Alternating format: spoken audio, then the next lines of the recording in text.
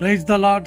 ప్రభువైన యేసుక్రీస్తు నామంలో మీ అందరికీ శుభాలు, దైవాశీస్సులు తెలియపరుస్తా ఉన్నాను. ఎలా ఉన్నారు? దేవుని కృపలో దేవుడు మనల్ని ప్రేమించి మరొక రోజుని దయా కిరీటంగా అనుగ్రహించాడు. పిల్లరా, ఉదయకాలపు వేళ ప్రార్థన చేసుకున్నారా? దేవుని వాక్యాన్ని ధ్యానించారా? దేవుని వాక్యము మనల్ని అన్ని విధాలుగా భద్రపరిచేది. దేవుని వాక్యము మనము ఎక్కడా కూడా తప్పిపోకుండా సరైనటువంటి మార్గంలో మనల్ని నడిపిస్తుంది. కాబట్టి దేవుని వాక్యాన్ని ధ్యానించేవారుగా ప్రతి ఒక్కరూ ఉండాలి.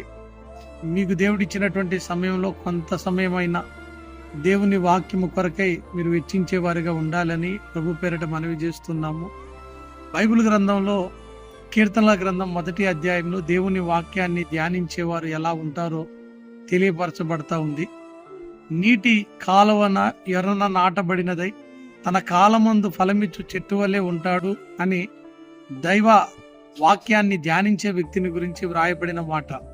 కాబట్టి ఒక క్రైస్తవుడిగా మన ఆత్మీయ జీవితంలో వాక్యము చాలా ప్రాముఖ్యమైనది. ఆ వాక్యాన్ని ధ్యానిస్తూ ఆత్మీయ జీవితాలను కట్టుకుంటూ అడుగులు మనం ముందుకు వేయాలి. లోకమందు జ్యోతుల వలె దేవుని వాక్యాన్ని కలిగి మనం నడిపించబడినట్లుగా ప్రభు మీద ఆధారపడాలి. అట్టి కృపని దేవుడు మనకు అనుగ్రహించునుగాక. ఆమేన్.